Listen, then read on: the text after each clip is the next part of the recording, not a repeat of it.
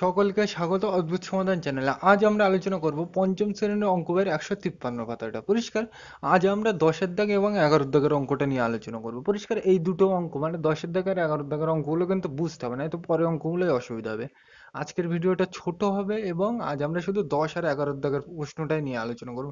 উপরের যে কটা বাদ দিচ্ছি মানে বাদ যাচ্ছে ওইগুলো অন্য কোনো একদিন করবো পরিষ্কার। তাহলে আমরা 10-এর ক দাগের অঙ্কটা লিখে নিলাম, কি বলছে পড়া যাক। যোগ করে তাহলে 15.75 টাকা যোগ 37.15 টাকা মানে এইটা আর এইটা কি করতে বলছে আমার যোগ, তাই তো? তাহলে আমরা জানি কি যোগ তলায় তলায় লিখে করতে হয়, তাহলে প্রথমে কোনটা লিখবে এইটা কত 15.75, তাহলে লেখা যাক। লিখলাম, তাহলে এইটা করতে এটা লিখলাম, এবার এইটার তলায় কোনটা লিখবো এইটা কত 37.15 পরিষ্কার, তাহলে লেখা যাক 37.15 পরিষ্কার। তোমরা কিন্তু জানো বসাতে আগের দিন আমি বলেছিলাম, ওই জন্য কিন্তু আমি ডিটেলস আলোচনা করছি না পরিষ্কার।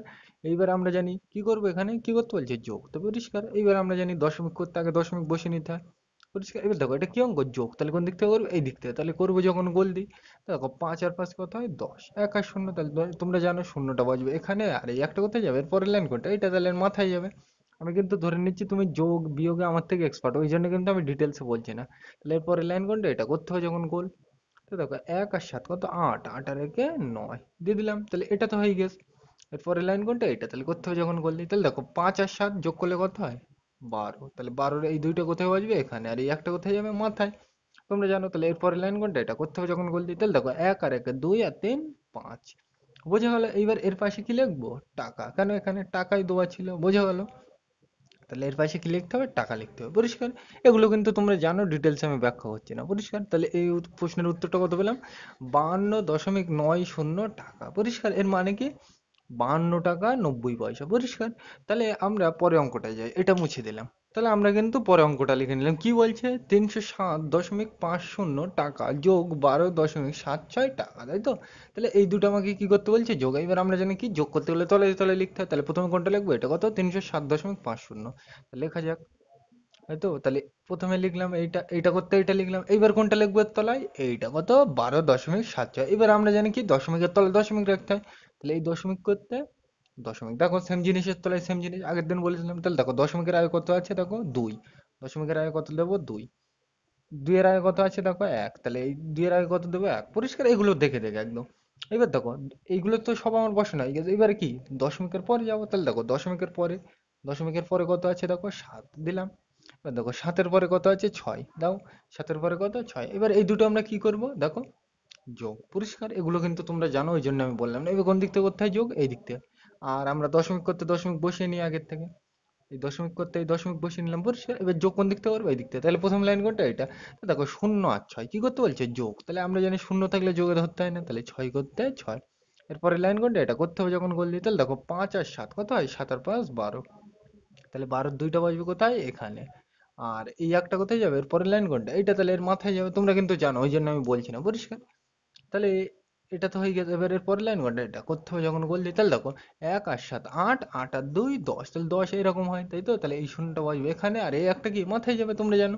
এরপর লাইন কোনটা এটা করতে হবে যখন গোল দিই। তাহলে দেখো 1 শূন্য থাকলে ধরতে হয় না, যোগে বাদ দাও। তাহলে 1 আর আগে কত হয় 2 লিখলাম।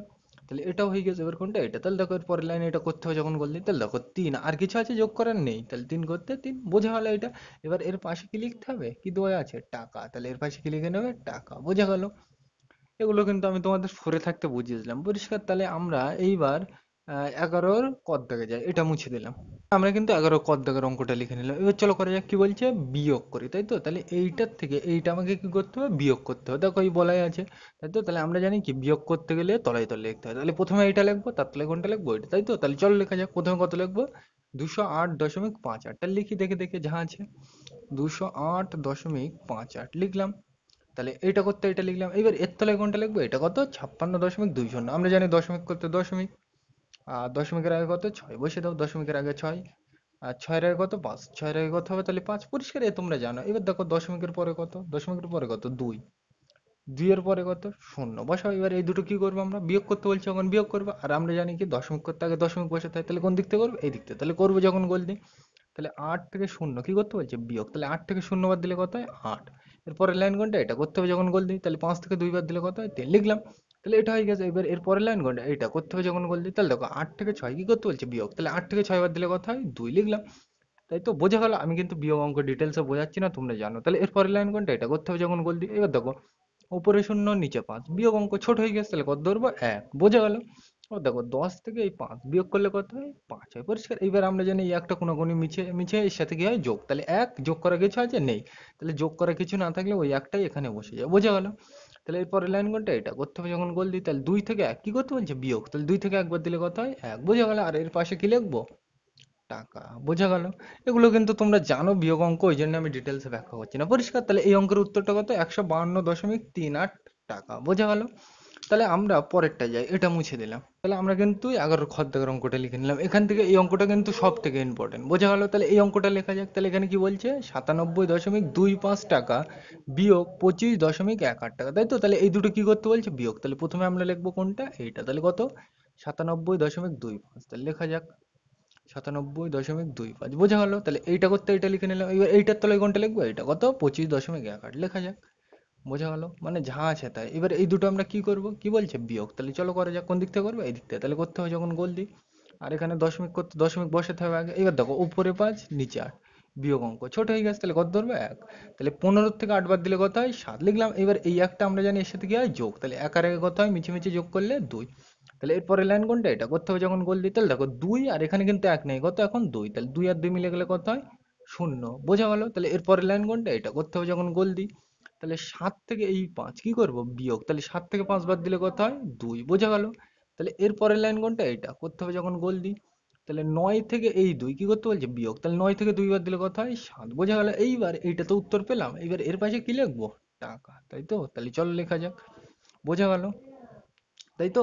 তাহলে এইটাই কিন্তু উত্তর, বোঝা গেল? তাহলে এখানে কিন্তু আমি যোগ বিয়োগ নিয়ে ডিটেলস আলোচনা করলাম না, আমরা কিন্তু ধরে নিচ্ছি তুমি জানো, পরিষ্কার? এখানে শুধু আমি বললাম যে কিভাবে করতে হয়, প্লেন যা করো তাই, তাই তো? তাহলে এই অঙ্কের উত্তরটা কত? 72.07 টাকা, বোঝা গেল? এর মানে কত? 72 টাকা 7 পয়সা, পরিষ্কার? তাহলে আজকের ভিডিওটা এ পর্যন্ত। এই ভিডিওটি দেখার জন্য সকলকে থ্যাংক ইউ।